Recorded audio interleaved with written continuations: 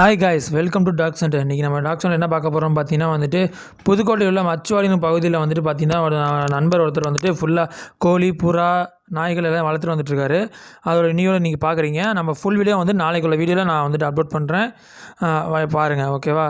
மறக்காமல் நம்ம சேனலை நீங்கள் சப்ஸ்கிரைப் பண்ணலாம், சப்ஸ்கிரைப் பண்ணிக்கோங்க, லைக் பண்ணிக்கோங்க, ஷேர் பண்ணுங்கள், ஓகேவா?